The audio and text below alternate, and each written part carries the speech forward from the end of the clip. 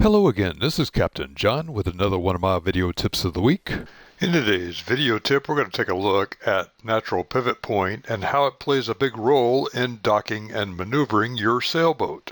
All boats and ships have a spot along each side near the boat's beam called a natural pivot point. No matter what your speed or the conditions of wind or current, this natural pivot point will remain close to the beam.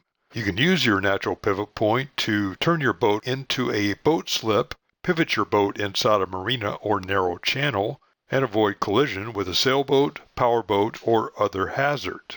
In the illustration, we make a starboard turn using full rudder. The life ring remains inside the pivot point area throughout the turn.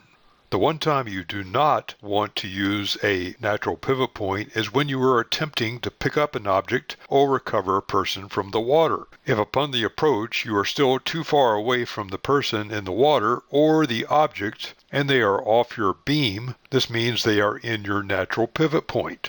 Stop the boat, back down hard until the object or person is forward of the beam. Then make the approach.